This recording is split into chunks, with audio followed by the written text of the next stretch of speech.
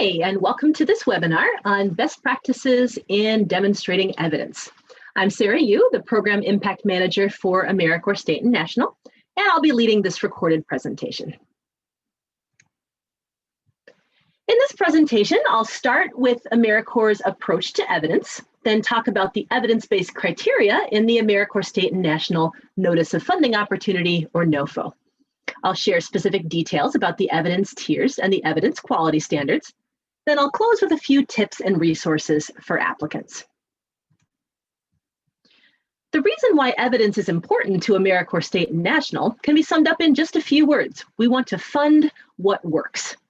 In other words, it's important to us that the activities supported by AmeriCorps grants are effective in addressing community needs. And this is a shared goal because we know it's important to you as well to make a meaningful difference in solving problems within your communities.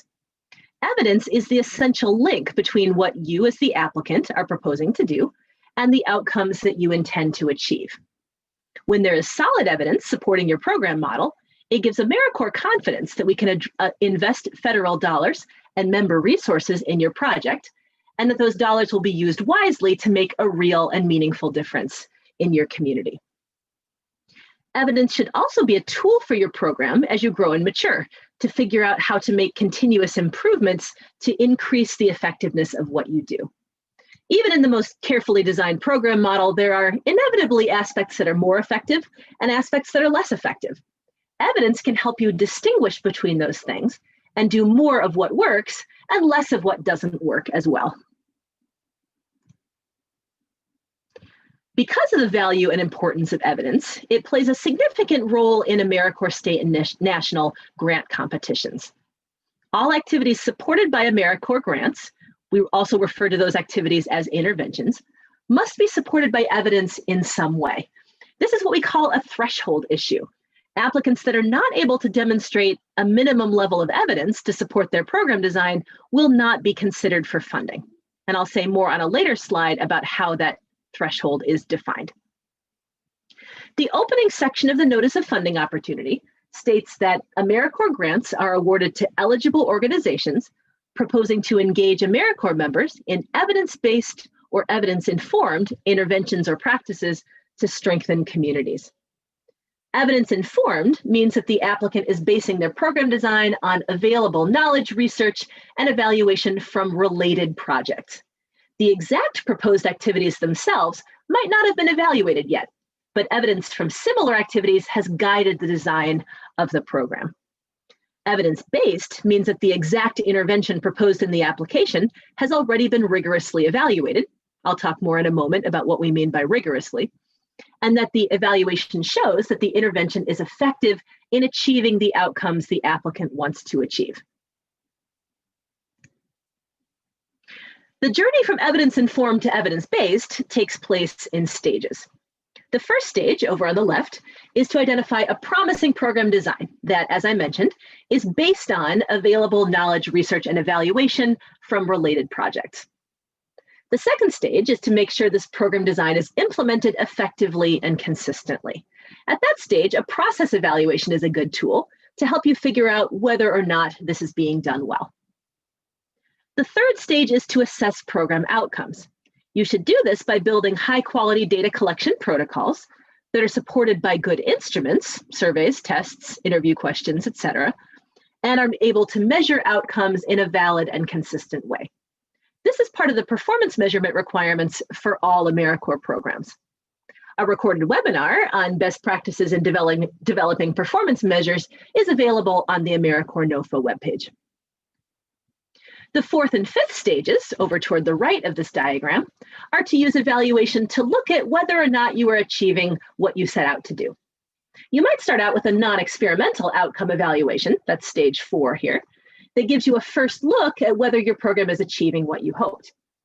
If you see positive results at this stage, you can move to a type of evaluation that can assess causality. In other words, it can examine whether or not your program activities are actually causing the outcomes you are seeing. This requires experimental or quasi-experimental evaluation designs, which we collectively refer to as impact evaluations. Once an impact evaluation has shown meaningful and significant positive results for program outcomes, that's stage 5, your program can be considered evidence-based.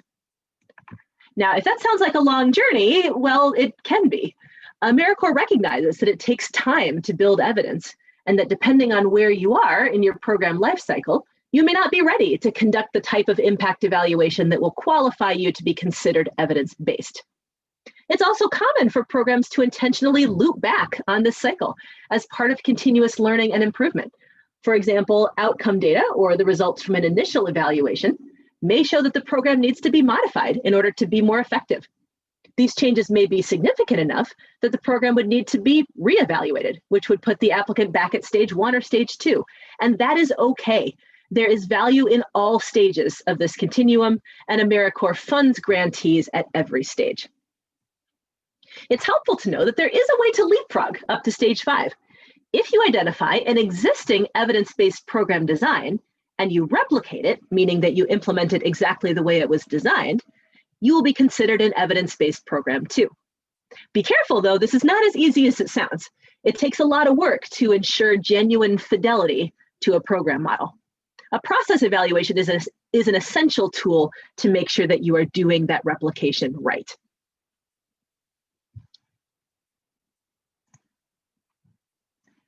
In order for an applicant to be assessed as evidence-based, the evidence presented by the applicant needs to be for the same intervention described in the application. This could mean that it's evidence from your own AmeriCorps program, or as we just discussed on the last slide, it could mean that it's evidence from a different program that you are replicating with fidelity, in other words, doing exactly as designed, at your own site. Either way, you need to be able to prove that the intervention described in the submitted evidence and the intervention you're describing in your application are the same. This means that the interventions need to match in 5 characteristics. Characteristics of the beneficiary population, characteristics of the population delivering the intervention, dosage, which is frequency and duration, and design of intervention, including all key components, setting in which the intervention is delivered, and outcomes of the intervention. Why do these dimensions all have to match? It's to make sure that the evidence you are presenting is actually applicable to what you are planning to do. If any of the characteristics on this slide are significantly different, it means that the outcomes of your proposed activity can't be expected to be the same as the outcomes shown in the evidence.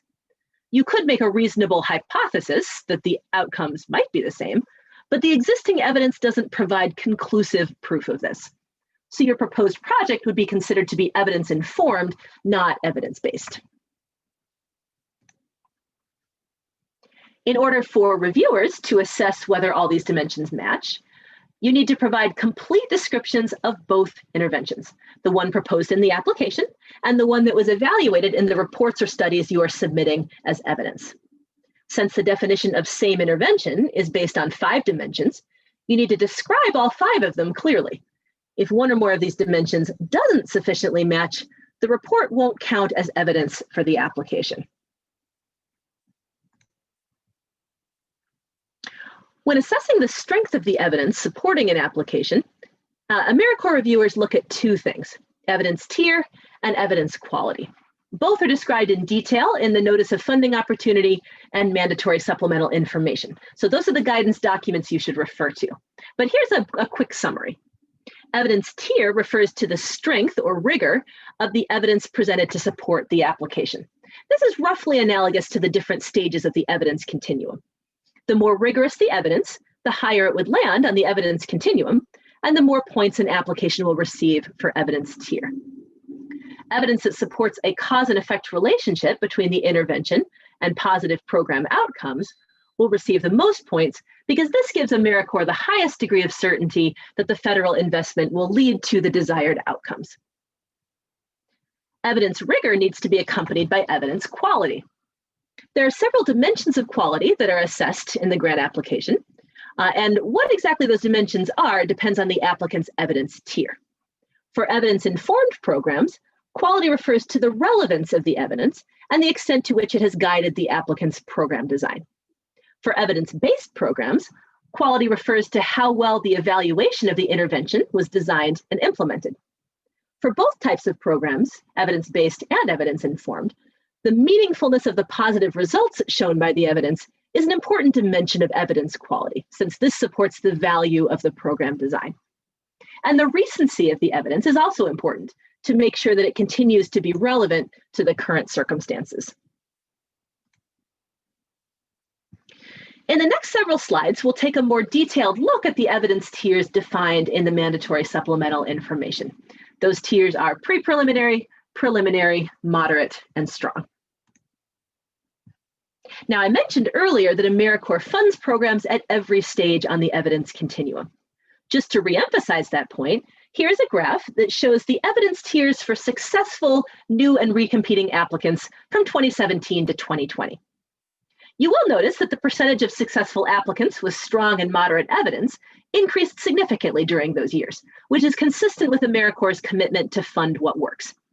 However, you'll also notice that AmeriCorps funds significant percentages of applicants in the pre-preliminary and preliminary evidence tiers. So if you aren't yet at a stage where you can call yourself an evidence-based program, please don't let that discourage you from applying for funding. AmeriCorps values evidence-informed programs as well, and we also value programs that are still on the journey toward becoming evidence-based. As an AmeriCorps grantee, you'll have opportunities to conduct program evaluations that will help you grow your evidence. The pre-preliminary evidence tier corresponds to evidence-informed program models. These are applicants who don't have direct evidence for the specific intervention described in the application, and so they're not able to submit any outcome or impact evaluation reports. Instead, the applicant needs to describe in the application narrative how the intervention is guided by available knowledge, research, and evaluation from related projects. If previous performance measure data exists for the program, this should also be described along with how it has been used to guide the proposed intervention. Again, these descriptions need to be entered in the application narrative itself. If your application is informed by evidence, but is not actually replicating the intervention described in the evidence, do not submit any reports or studies as attachments. Reports that are not of the same intervention described in the application will not be reviewed or receive any points. Here is a brief example of a hypothetical applicant that would be assessed as being in the pre-preliminary evidence tier. Applicants Ready to Read program provides small group tutoring services to 5th grade students for 30 minutes twice a week. The program is adapted from famous tutoring programs, Successful Approach, which use the same curriculum to provide one-on-one tutoring sessions for 30 minutes every day. A randomized controlled trial conducted last year found that students in the famous tutoring program increased their scores on standardized tests by 40% more than the control group. And noted on the slide here, no additional documents were submitted. A couple things to point out here. The description says that the program is adapted from the famous tutoring program's Successful Approach. It is not replicating their approach. You can see in the description that the type of tutoring, small group, and the frequency, twice a week, is different from the daily one-on-one services provided by famous tutoring program. There may be good reasons why the applicant has modified the intervention. Maybe their school partners have asked them to use a different approach, or maybe they're serving a different type of population. However, the changes mean that it is not the same intervention. So this is an evidence-informed program, not an evidence-based program.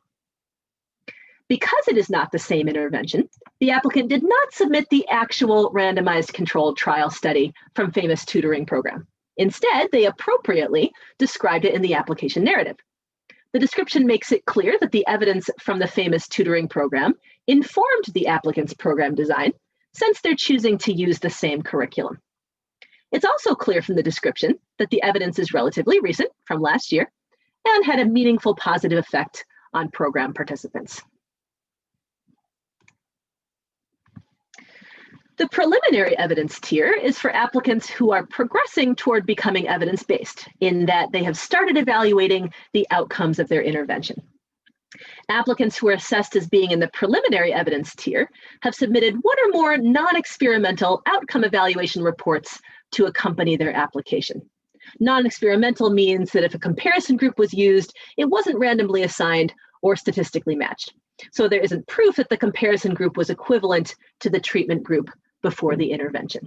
Some non-experimental outcome evaluations also do not use comparison groups. To reiterate, the submitted report needs to be of the same intervention described in the application, not just an intervention that is kind of similar. And the report also has to show positive results for at least one outcome that is part of the applicant's logic model. A report that shows no effect, or that shows positive effects for something unrelated to the applicant's proposed program design, doesn't actually provide any evidence to support the applicant's intervention. Here's an example of a hypothetical applicant that would be in the preliminary evidence tier. Applicants ready to read provides small group tutoring services to 5th grade students for 30 minutes twice a week. Based on pre and post assessments administered by the Ready to Read program last year, 350 students gained at least 1.5 grade levels in reading masteries. The effect sizes were moderate and represent a positive result. Noted here on the slide, the applicant submitted one internal evaluation report of the Ready to Read program describing the results of the pre-post assessment. This applicant submitted an outcome evaluation report, non-experimental, from their own program, which means that it is the same intervention. The report doesn't have a matched comparison group or a control group, so again, non-experimental evaluation, but it shows positive results on the key outcome of reading mastery. This qualifies the applicant for the preliminary evidence tier. A couple other things the applicant did well in this example. They not only submitted the evidence report, but they also described the evidence in the application narrative. Describing the full body of evidence, including any submitted reports or studies, in the evidence-based section of the application is explicitly required by the Notice of Funding Opportunity for all evidence tiers. And it's important to help reviewers fully assess the applicant's evidence. The report was from last year, which means it was recent. And the applicant shared information about effect size to demonstrate that the results shown in the evaluation report were meaningful. One note of caution is that it's not possible to tell from this description how well the evaluation design was actually implemented or whether the effect sized calculation was methodologically correct. These dimensions of evidence quality would be assessed by looking at the text of the evaluation report itself. That's unfortunately outside the scope of what I can do in a webinar example, but it's very much in the scope of how the actual evidence review would take place. The moderate evidence tier is the first evidence tier that applies to evidence-based applicants. In order to qualify for the moderate evidence tier, applicants have to submit at least one independent, meaning externally conducted, impact evaluation. An impact evaluation, as defined in the mandatory supplemental information, provides statistical evidence of how well a program achieves its desired outcomes compared to what would have happened in the absence of the program. In other words, this type of evaluation is designed to show a causal relationship between activities and outcomes. The two types of evaluation design that are able to show causality are randomized controlled trial, RCT for short, and quasi-experimental design, or QED, evaluations. The difference between the moderate evidence tier and its sister tier, strong evidence, relates to how broadly applicable or generalizable the findings are. An applicant with moderate evidence may have conducted an RCT or QED on just a single site or with one particular population. This means that the findings may or may not be applicable in other locations or with other populations. This is different than the strong evidence tier, which you'll see shortly. Just like in the preliminary evidence tier, it's essential that the submitted reports are of the same intervention described in the application. It's also essential that the reports show positive results for one or more key outcomes in the applicant's logic model. If either of those two things does not apply to a particular report, the report will not contribute to the applicant's assigned evidence tier. Here's an example of a hypothetical applicant who would be assessed in the moderate evidence tier. The applicant's Ready to Read program uses the same curriculum, program design, and dosage as the famous tutoring program and is serving similar students. Based on a quasi-experimental evaluation conducted by famous tutoring program at one of their program sites, students gained on average 1.3 grade levels on the famous standardized literacy assessment compared to just 0.8 grade levels for the comparison group. The study was conducted by an independent external evaluator. The results were significant, p less than 0.05. Note about additional documents. The applicant submitted one independent evaluation report from the famous tutoring program describing the results of the QED study. The evaluation was published 2 years ago. Notice that this applicant did not submit an evaluation report from their own program, but rather from someone else's program instead. However, it's clear from the description that the applicant is replicating the famous tutoring program. In other words, they're implementing it in exactly the same way it was designed and evaluated. So the submitted evaluation report is for the same intervention and will be considered in determining the evidence tier. This is different from the adaptation we saw in the pre-preliminary example, where key elements of the intervention had been modified, and so it no longer met the same intervention definition. The description here indicates that the report is a recent QED evaluation, in other words, an impact evaluation, that showed meaningful and statistically significant positive effects on literacy. However, it was from a single program site, which means it may not be broadly generalizable to other sites. This is why this applicant would be assessed in the moderate evidence tier, not the strong evidence tier. As with the preliminary evidence tier example, the quality of the evidence would need to be assessed by looking in the text of the evaluation report itself. The strong evidence tier is the most rigorous tier. It includes applicants that are evidence-based and whose evidence is broadly applicable in a variety of settings. In other words, it's generalizable beyond the study context. Applicants reach this level of evidence by conducting independent QED or RCT evaluations that are multi-site, or by conducting multiple independent impact evaluations at different sites or with different populations. The results need to be consistently positive across all of these sites and with all of these populations. And of course, the reports need to be of the same intervention described in the application. Here on this slide is an example of a hypothetical applicant who would be assessed in the strong evidence tier. Applicant's Ready to Read program provides tutoring services in 25 states across the country. The program hired an independent evaluator to conduct a randomized controlled trial in 16 states, including both rural and urban sites, as well as student populations with different ethnic and racial backgrounds. The evaluation found that students in the Ready to Read program outperformed students in the control group on 3 specific literacy skills addressed by the program. The results were statistically significant with moderate effect sizes. Subgroup analysis showed positive impacts in both rural and urban settings and across multiple ethnic and racial groups. Note about additional documents: the applicant submitted 1 independent evaluation report from the Ready to Read program describing the results of the RCT study, which was published 3 years ago. Even though the applicant only submitted a single evaluation report, the report covers multiple sites with multiple population variations, and the positive impacts were seen in each of them. This is why this applicant is assessed as having strong evidence rather than moderate evidence. Evidence quality will be assessed based on the details in the submitted evaluation report. The submitted report is from the applicant's own project in this example, but it wouldn't have to be. The applicant could also have submitted an evaluation report from a program model they are replicating with fidelity. As you've seen, as we've discussed the evidence tiers, applicants have to submit reports or studies with their application in order to be considered for anything above the pre-preliminary evidence tier. All applicants are allowed to submit up to 2 studies or evaluation reports. Applicants who need to submit an evaluation report to meet their evaluation requirements are allowed to submit up to 3 studies. In other words, their required evaluation report can be submitted in addition to the usual 2. At this point, I probably sound like a broken record when it comes to same intervention, but it really does bear repeating yet again.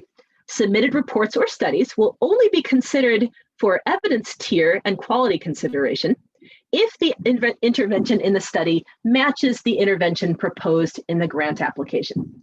Please read carefully the definition of same intervention in the mandatory supplemental information, and be sure to describe in your application how the definition is met in your specific case. Details about the mechanics of how to submit evidence reports or studies to AmeriCorps are in the Notice of Funding Opportunity and application instructions. Please be sure to follow these instructions and the required timeline carefully. In addition to evidence tier, reviewers also assess the evidence quality for AmeriCorps applicants. As I mentioned earlier, the evidence quality criteria differ based on the assessed evidence tier. This slide shows the evidence quality criteria for applicants who are in the pre-preliminary evidence tier. Important words in the criteria are highlighted in blue. The applicant uses relevant evidence, including past performance measured data and/or cited research studies, to inform their proposed program design. The described evidence is relatively recent, preferably from the last 6 years. The evidence described by the applicant indicates a meaningful positive effect on program beneficiaries in at least one key outcome of interest. The criteria are tailored to evidence-informed applicants, so programs that don't yet have direct evidence to support their specific intervention design. These applicants need to demonstrate in the application narrative that they are informed by recent relevant evidence that shows a meaningful positive effect on program beneficiaries. Notice, this is program beneficiaries, not AmeriCorps members. As a reminder, evidence quality is a threshold issue for applicants in the pre-preliminary evidence tier. They must provide adequate responses to the evidence quality criteria in order to be considered for funding. This slide shows the evidence quality criteria for applicants who are assessed as being in the preliminary, moderate, or strong evidence tier. And again, important words are highlighted in bold on this slide. The submitted reports are of satisfactory methodological quality and rigor for the type of evaluation conducted. For example, adequate sample size and statistical power, internal and/or external validity, appropriate use of control or comparison groups, and so on. The submitted reports describe evaluations that were conducted relatively recently, preferably within the last 6 years. And the submitted reports show a meaningful and significant positive effect on program beneficiaries, again, beneficiaries, not AmeriCorps members, in at least one key outcome of interest. The criteria are tailored to evidence-based applicants or applicants that are progressing toward being evidence-based. So this would be programs that do have evaluation reports or studies that support their specific intervention design. These applicants need to demonstrate in the submitted reports that their evidence has satisfactory methodology, is relatively recent, and shows a meaningful and significant positive effect on program beneficiaries. I want to digress for a moment to talk about a couple of other evaluation-related items that are submitted as part of an AmeriCorps grant application. Applicants who have not received competitive funding before are required to submit a data collection plan with their application, and recompeting competitive applicants who have received funding in the past are required to submit an evaluation plan. These plans, data collection plan and evaluation plan, are not part of the competitive application review process, and they will not be reviewed until after funding decisions are made. So it's important to remember that the information provided in these plans will not be considered as part of the applicant's evidence base and will not affect the applicant's evidence tier or quality. All of the scored evidence criteria must be addressed in the main portion of the application narrative and logic model and in the submitted evidence reports. Before we wrap up this recorded webinar, here are a couple of tips for AmeriCorps grant applicants when it comes to addressing the evidence criteria. First, read the instructions. The definitions of each evidence tier are carefully and intentionally written, and so is the language in the evidence quality criteria. And the instructions for when and how to submit evaluation reports and studies, and how many you are supposed to submit, are essential to make sure you're considered for the correct evidence tier. Please follow this written guidance to the letter. Second, please follow the instructions in the notice of funding opportunity and describe the full body of evidence for your intervention in the application narrative. Do this even if you are submitting reports to be considered for a higher evidence tier. If those studies are determined not to qualify as the same intervention, only the content of the application narrative will be considered as evidence. If this happens, and you have not included adequate information in the narrative to demonstrate evidence quality, you will not meet the threshold requirements for funding. Third, please describe in the application narrative how the intervention in your submitted reports or studies is the same as the intervention proposed in the application. It may be obvious to you, but chances are it probably isn't obvious to a third-party reviewer reading your application. Use the criteria in the same intervention definition and explain point by point how the interventions match each other. If you don't do that, you are vulnerable to having your submitted reports disregarded as not being of the same intervention. Fourth, please be aware of the limits on the number of studies or reports you can submit. Every year, there's some applicant who submits 10 studies, and 8 of those studies can't be reviewed or considered. Doing that leaves you vulnerable to having your best quality studies thrown out. Oh, and it also drives us nuts here at AmeriCorps. Please choose your 2 or 3 best quality studies and submit only those. And if the studies aren't of the same intervention as defined in the mandatory supplemental information, please do not submit them. Finally, consider evidence quality when you decide which 2 or 3 studies to submit. A QED or RCT study that isn't properly done or that doesn't show a meaningful positive effect is not going to do you any favors. Stick to evidence that fits the bold words from the evidence quality criteria: rigorous, relevant, recent, and meaningful. In closing, here are some resources that will be helpful to you in demonstrating evidence in your grant application. All applicants should carefully read every word of the Notice of Funding Opportunity and mandatory supplemental information. These documents have detailed definitions for all of the evidence tiers and evidence quality criteria, as well as the instructions for submitting evidence reports. The Evaluation Resources page on the AmeriCorps website will help you understand different types of evaluation designs and how to use evaluation to build the evidence base for your program. The Evaluation Core curriculum will walk you through the evaluation process, from planning to implementation, to using evaluation results to inform program improvement. 2 relevant recorded webinars, which are also linked on the NOFO page, cover best practices in writing an evaluation plan and reporting on an evaluation. And finally, the AmeriCorps Evidence Exchange is a searchable repository of evaluation reports from other AmeriCorps programs. If you are interested in adapting or replicating an existing intervention, this is a great place to start. Finally, AmeriCorps State and National has a special mailbox for grant applicants who have questions about funding opportunities or the grant application process, including the evidence tier and quality review criteria. If you have a question about anything that was said during this presentation, feel free to email AmeriCorpsGrants@cns.gov. This concludes the webinar on best practices in demonstrating evidence. Thanks for listening.